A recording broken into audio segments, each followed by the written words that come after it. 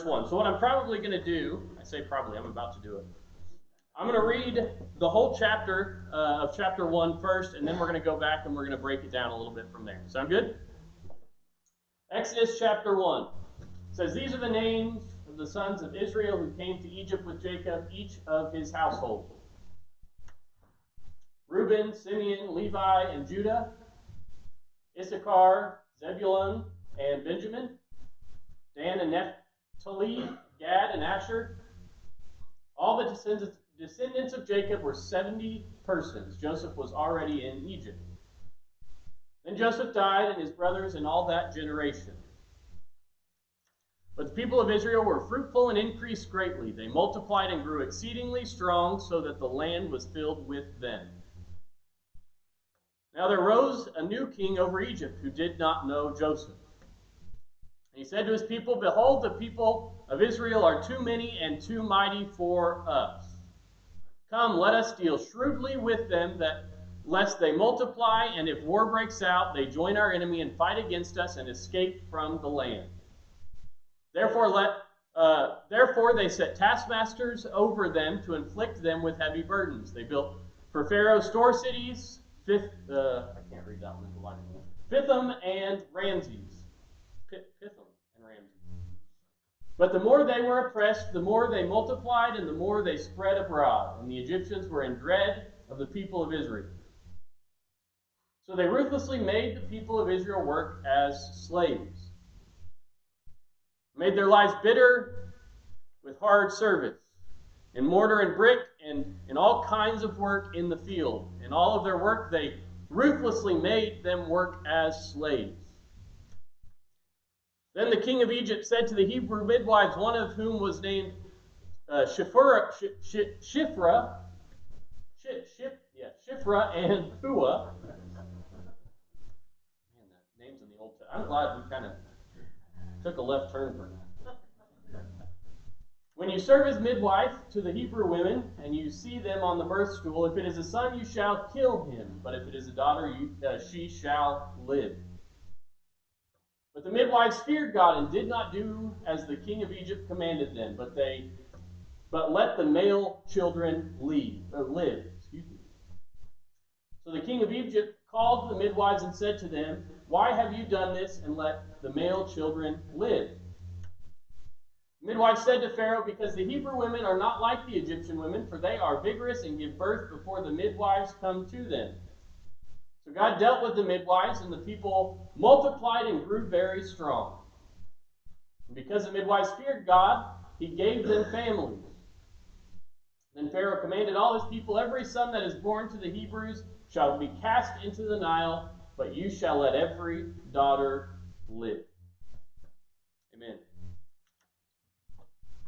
So we're going to talk about a few different things as we go through this chapter that I want to focus on. They're kind of the chronological order of events that we see through this chapter. Prosperity to unrest, I'll get into that in a minute. Prosperity to unrest, oppression, multiplication, and obedience. Exodus means a departure, leaving, or withdraw of people. If you didn't know, this wasn't the first Exodus in the Bible. Even though we're only a chapter and a book and a chapter in, this isn't the first Exodus that occurs in the Bible. The very first one was Adam and Eve, when they had to be taken out of the garden, right? And then there's a bunch of them coinciding. We're going to focus on a couple of them today, obviously this one being one of them. But this isn't the first Exodus that occurs in the Bible, right? And it is not the last Exodus that occurs in the Bible. So I give you the definition because I want us to understand that Exodus, even though it's the chapter of a book, is just a word that describes the season that the Egyptians were in, that the Hebrews were in. Are you still with me? Okay. We're going to focus on three different Exoduses in the Bible: Adam and Eve, Abram and Sarai, and Joseph. And then where we're at today. So I guess 4. Adam and Eve went from the garden to a wilderness period when they went from perfection to hard work and labor, right? Abram and Sarai went from, God told them to go from Haran, however you want to pronounce it, whatever, you can do whatever you want, to the promised land, right? And then we have Joseph, who went from his father's house, who was Jacob, or Israel, into Egypt. But his was a little different because it wasn't really a choiced exodus. Most of the other exoduses, I use the word choice loosely, choice being that they walked themselves out into where they were going. Joseph didn't have that choice or that ability to walk as he was thrown into where God needed him to be. Okay? And that's what leads us to the Exodus, that is Moses, and the one that we most recognize as the Israelites leaving Egypt. Are you still with me? So the title of what we're talking today about, and what we will be talking about for a while, is Connection Point. So we've been talking about this idea of connection for a while now. And sorry to disappoint you if you don't want to, but we're going to continue that conversation. But we're taking a little bit of a left turn. I guess I'm going to keep using that today. We're taking a little bit of a left turn, and we're going to be focusing on what did connection look like when God created connection from the beginning. Okay? So what we had previously talked about is the fact that we were created for connection, right? That was the title of what we had been talking about for a few weeks, was created for connection. One of the most interesting connections in the Bible is between Moses and God. Not many people got to see God face to face. Moses was one of those people. So when we shape what connection is supposed to look like and how our connection starts as being our connection with God is most vital before we ever have a connection with each other. Does it make sense what I'm saying? We're going back to the root of a connection with God before we talk about a connection with each other. Okay? Are you still with me? Okay. So we start this story. You kind of have to take a step back previous to Exodus before you can read in Exodus, because what led them into where they were in Egypt, right? They had been in oppression for 430 years before Moses started to lead them out of Egypt. Okay? But how did they end up there? The coolest part of this story, not really cool, I guess, if you think about it being a real story, but cool being the historical context of this story to me is that if you look back at what we had just talked about in Joseph's story, in the previous Exodus that happened right before this one, Joseph was, I'm not going to read the story, of course, Joseph was thrown into a pit by his brothers, right? They said, we're not going to kill him, we'll be nice to him, we won't take his life, but we're going to throw him into a pit until somebody comes along and decides that, whatever. Some people start walking by and they're like, hey, let's just sell it to those people. Anybody remember who that group of people were? What was their nationality? Ishmaelites. So if you take another step back into the first story we talked about, or not the first, Abram and Sarai. Abram had 2 children that were mentioned in the Bible specifically. Right? Isaac and Ishmael.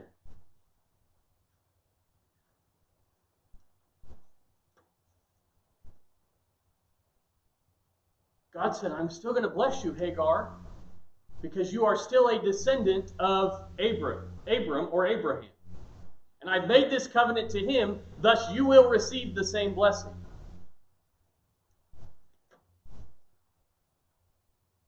If you fought it, a connection point. I'm getting there, I promise. We watch the Exodus, and many times you watch the movie The Prince of Egypt from years ago, and all of these different depictions of this story, and it starts at the point of Moses' birth.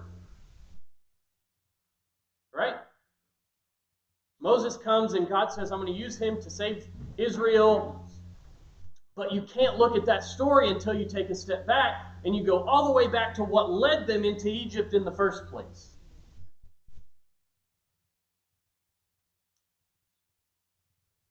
It wasn't by accident that they were in Egypt. Egypt, I'm going to get ahead of myself. Egypt was a womb that God used to grow Israel. Egypt was I'll explain it in a minute. I saw your face. Egypt was a womb that God used to grow Israel. Okay?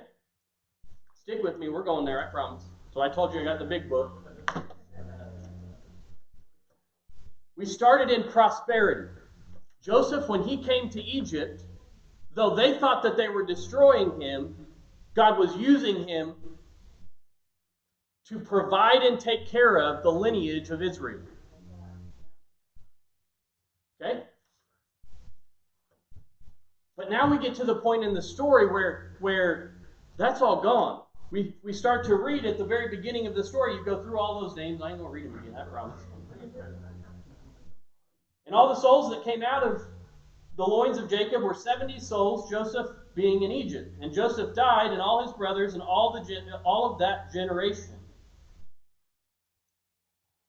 And the sons of Israel were fruitful and increased. I'm in verse 6, by the way, if you're following along, or 7 now. And the sons of Israel were fruitful and increased very much, and multiplied and became very strong, and the land was filled with them. And a new king arose over Egypt, but he had not known Joseph. At this point in the story, all of the prosperity that God had brought through Joseph is gone. Right? God brought Joseph into Egypt to take care of Israel, but now you get the check mark, so even though everybody else is oppressed, your family will be blessed. That checkbox is gone. This king is like, I don't know you people, but you're growing too much for me. I can't handle it. So now we get to the point in the story where that lineage, or that main character family that we had been watching, has passed on. Are you still with me? But their legacy still lived on. Right? Because even though that family of 12 is gone, the legacy that is Israel is now almost to 1 million people.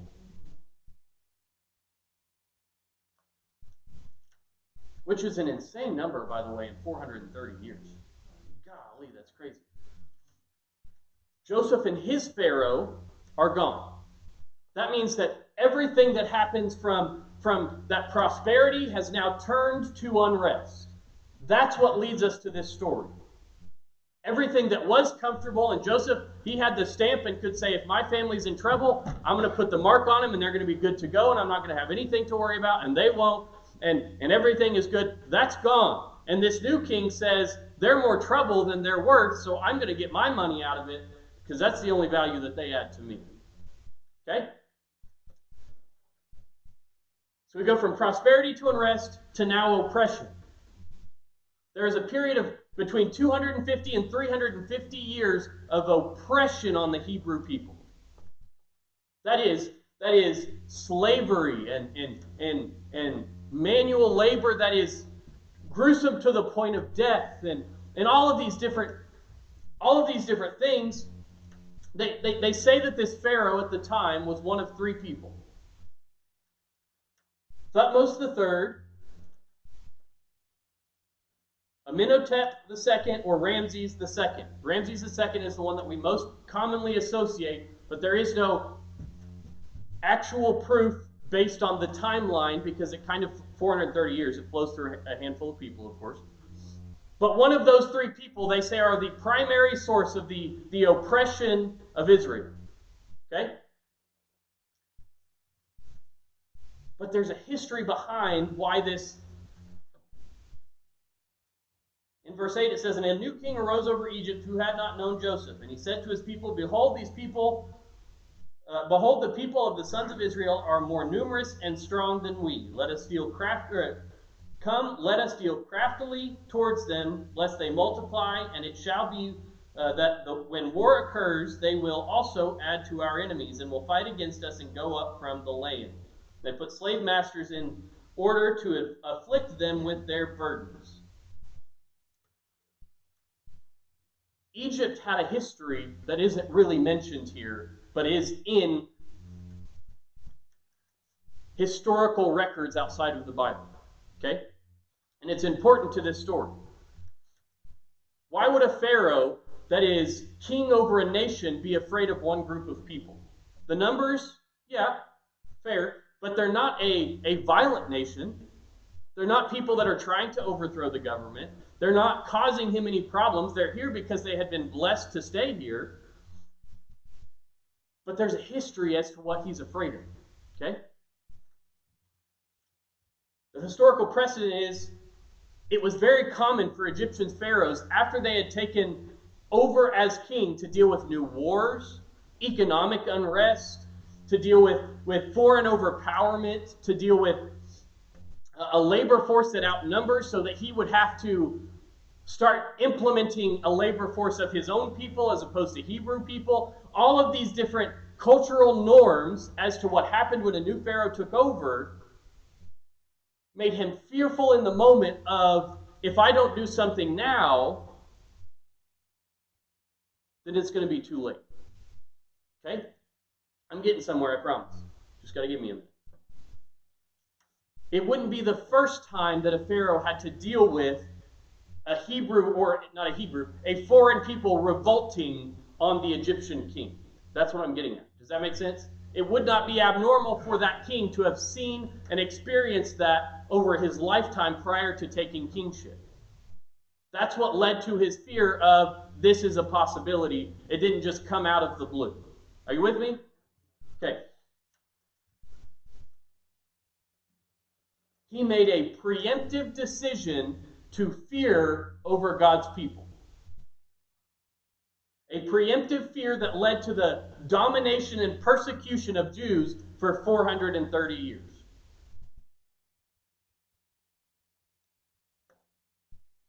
First thing I want to say to you is be careful of preemptive fear decisions that you make in your life. Preemptive fear decisions, meaning I'm afraid, like he said, verse 10, come, let us deal craftily towards them, lest they multiply, and it shall be that when war occurs, they will also add to our enemy and will fight against us and go up from the land. That's preemptive fear. That means that who's to say that the Israelite people wouldn't say, oh, this king's been good to us, let's protect him, as opposed to destroy him. Preemptive fear. So I say that to say, do not be careful of, be careful of preemptive fear that leads you into decision making against the will of God because you're afraid of what might happen instead of what God has been faithful to do in the past. Are you with me? Preemptive fear can lead to your domination and persecution if you're not careful with what God is telling you to do. They were forced into slave labor, brick making. They were whipped. They had hard, painful work. They had to build cities just for storehouses for all of the golden minerals of the Egyptian people. Spent all day in the fields. And all the while, we go from prosperity to unrest to oppression. All the while, God is multiplying them behind the scenes. While being enslaved and oppressed, they were multiplied and grew greatly. Verse 12. Multiplied and grew greatly. That means more affliction, more multiplication. The Egyptian king thought, if I oppress them, they won't be able to multiply. But the more he did it, the more they multiplied.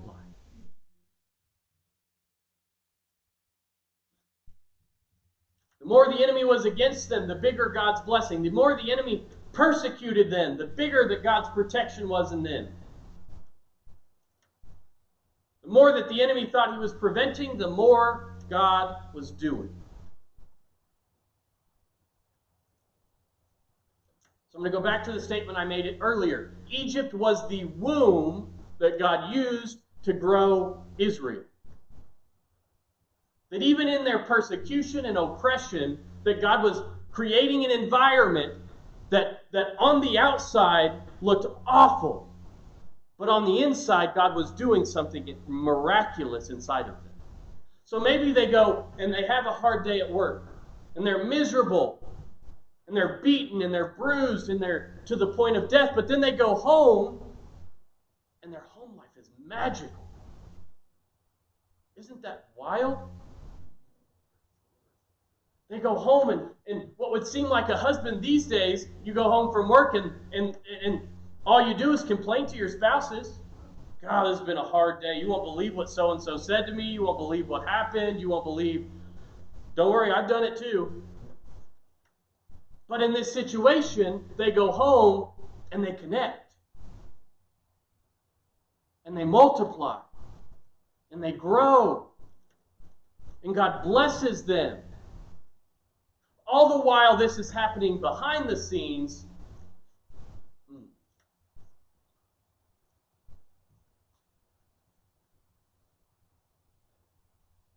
God was blessing them behind closed doors in preparation for what he was going to do to the enemy in public. You guys are quiet today. I don't know what it is. I'm not even being mean or nothing. God was blessing them behind closed doors in preparation for what he was going to do in public. That means that sometimes we have a hard day at work, and sometimes we go through it, and sometimes it feels like everything's falling apart. But if you just take a minute to look at what God is doing, there's multiplication coming from within it.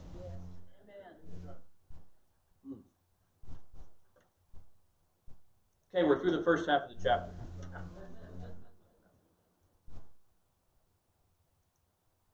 Verse 15, we learn about these midwives. Right? Actually, I'm going to backtrack. We're not going to get through the second half yet. Because there's a part in here I want to make sure we remember to point out.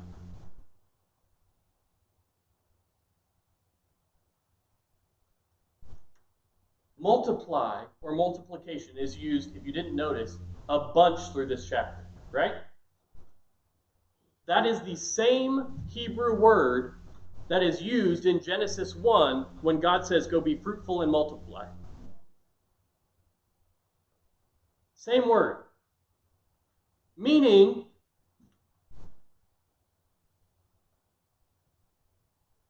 the multiplication that God did before the time of Noah is the same multiplication that he is doing and planning for in the lives of the Israelites in this period.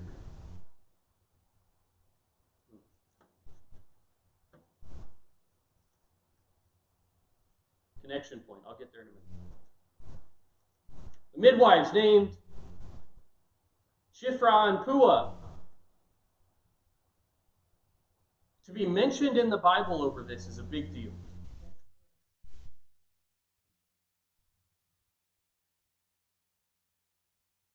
I think it's cool when God throws names in there that don't need to be names. He could have just said 2 midwives that refused to do what the Egyptian king said. Instead, he names them. And they get to go down in history for all time, forever, for one reason. Obedience to God.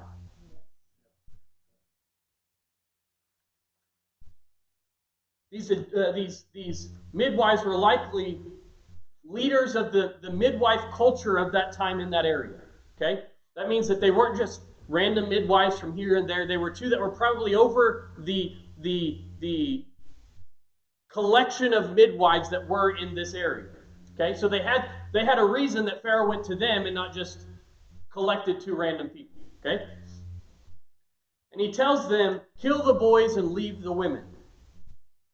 Right? Kill the boys and leave the girls. Why? Because if we go back to what we talked about at the beginning, if you can take out the lineage, everything else dies.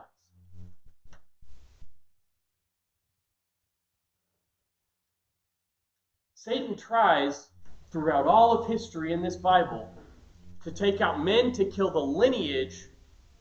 This is almost the exact same parallel as you see to Jesus from Herod in the New Testament. Almost exactly. If we kill all the boys, I don't care about the girls, they can hang out and do what they want. But if we kill all the boys, the lineage stops. Right? He didn't even know Moses was a thing yet. All he knew is that Israelites were growing at a far too numerous rate for us to be able to deal with. So how do we stop it? We kill the lineage.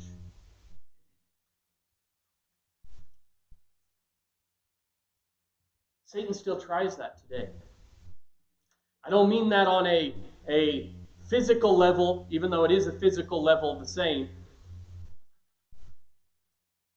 But he will try to take you out in order to prevent the lineage spiritually that was the womb, the same that was in Egypt, because there's multiplication inside of you that God wants to bring out, and the enemy will kill you to keep it from happening. You guys need to wake up. If Satan can kill the lineage that God has inside of you, then everything that he has that can come out of you will die with it.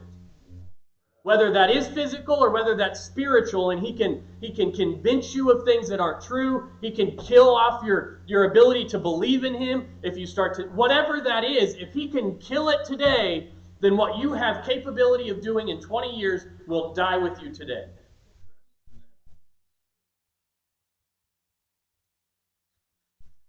Don't let Satan kill your lineage.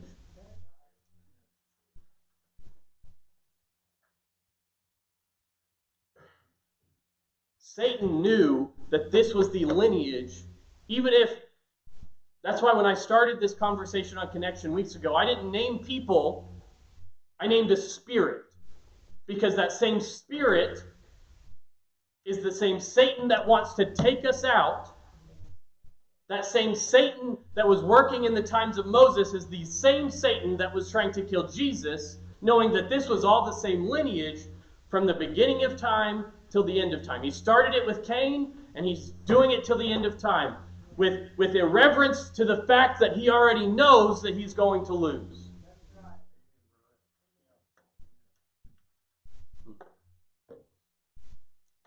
That's why that spirit had a spirit of fear.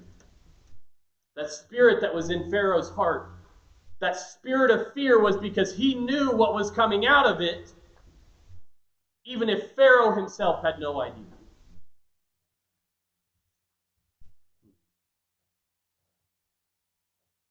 So we go from prosperity to unrest, to oppression to multiplication, and now we get to obedience.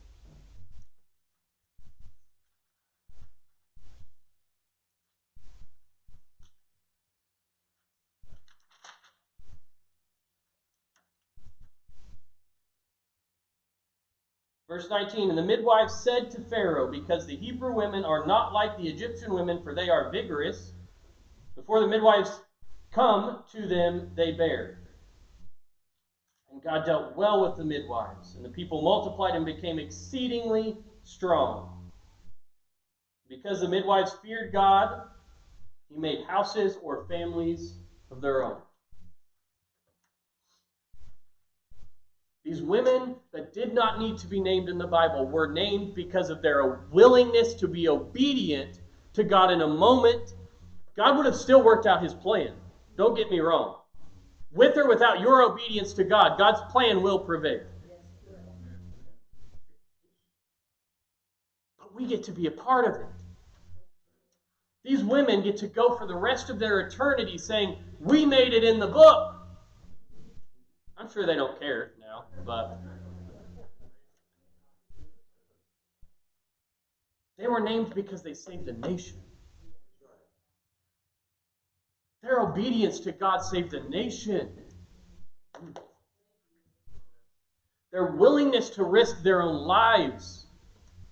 Their willingness to Pharaoh might kill me for this. Especially the first time Pharaoh just tells them to do it, right?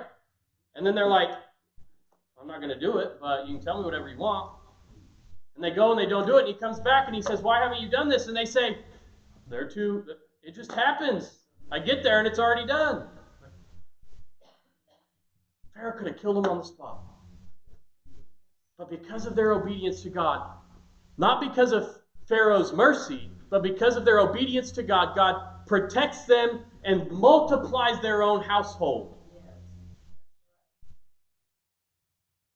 Because of their obedience to God.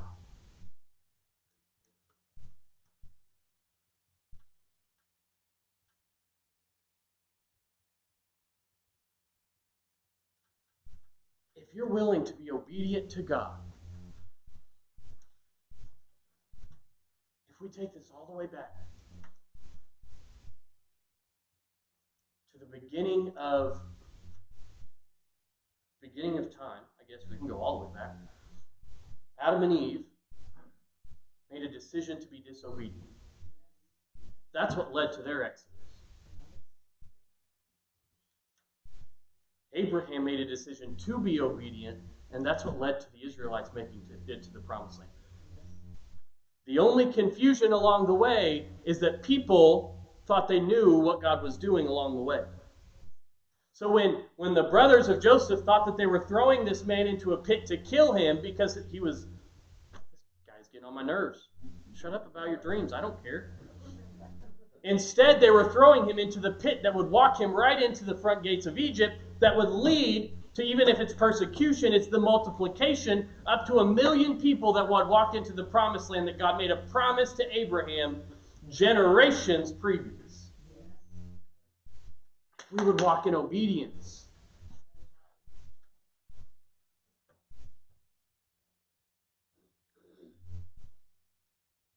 Not only will he bring you out,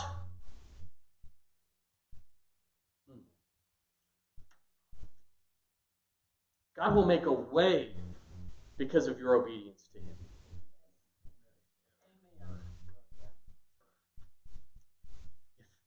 If we're uncertain, if we're angry, if we're confused, if we're frustrated, if it doesn't feel like it's ever going to change,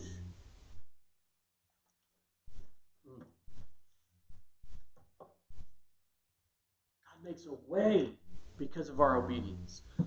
It started at the beginning of the book. And he's been making a way this whole time with the intention that by the end of the book, we would get the picture. And the picture is stop trying to figure out the picture and trust me with the picture.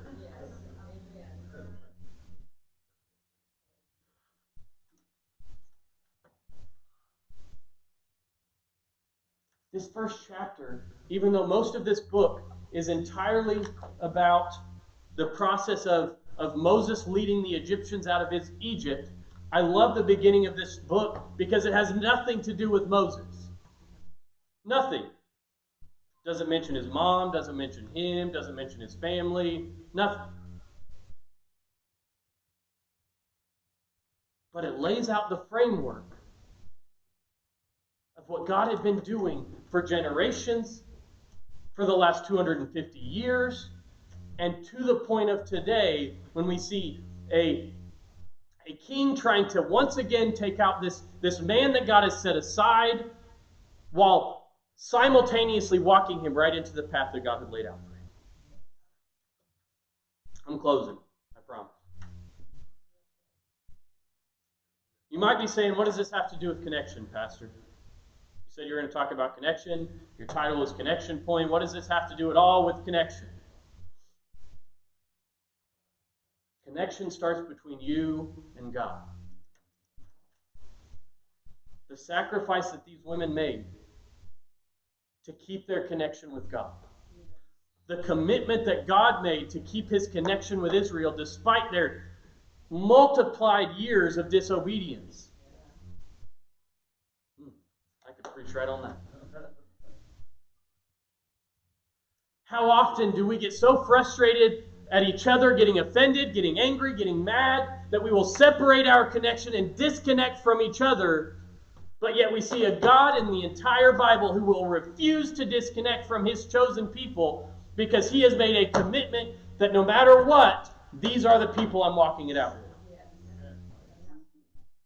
That's what we should be doing as a church. People suck. Welcome to it. Humanity is not as good as God. Sorry, I don't know if I was allowed to say that up here. People suck. I hate to break it to you. But if we're trying to paint a picture of what God started from the beginning, our connection starts with him because he made a commitment to his people that even if he walked it through the Hebrews and the Jews, it was designed for you and me. He knew that when he got to the end of the book, there would be children like you and me waiting at the pearly gates to say, God, I am so thankful that you sent your son for my life. God never gave up on Israel despite their disobedience, despite their continual over and over annoyance and come on, just get the point. You're not going to get the whole picture. Just walk with me and trust me over and over. They wouldn't get the point, and God continues to connect and stick with them.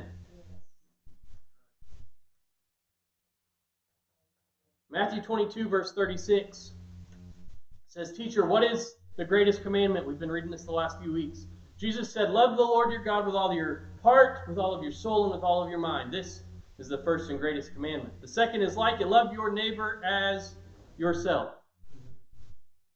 We've been focusing on the second commandment the last few weeks, but I want to take a step back and look at the first one. Love the Lord your God with all your heart, all your mind, all your soul, and all your mind. This is the greatest commandment. If we don't get this one right, the second one doesn't matter. If we don't get this one right, the rest of what we do our entire life doesn't matter. He didn't say love your neighbor first. That verse, he didn't say the second greatest command. He didn't put them in order to make you feel good. He said, this is the greatest commandment. Love the Lord your God.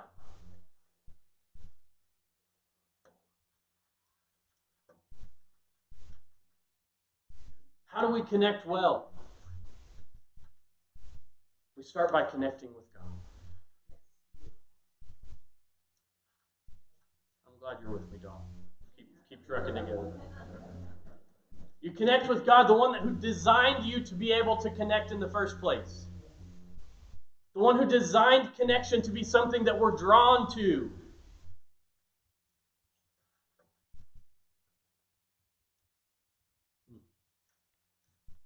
The one who designed you to connect with him in the first place. Because Paul says in the New Testament, it's better for you to never marry. Because that means that you have more time to have a connection with God alone.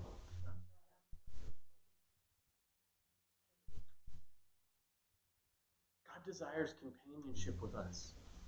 He has since the beginning of time. This whole plan has been set up with the intention of companionship for all of eternity with you and me. That's why he did it. And if I'm going to be honest with you, we're all going to heaven. If we're all going to heaven, we're going to have to spend eternity with each other, meaning that whether you like me or not, we're going to be eating dinner at the same table. So we might as well start today. Connection point is what we're going to be talking about. As over the next few weeks, we're going to be walking through the book of Exodus. As many weeks as it takes, I don't know. Because I want us to understand God's connection to Israel and our connection and how that returns back to God. Because that is the point at which we can make use of the second commandment that Jesus gave us, to love your neighbor as yourself. You cannot do that without doing the first commandment. Love the Lord your God with all of your heart,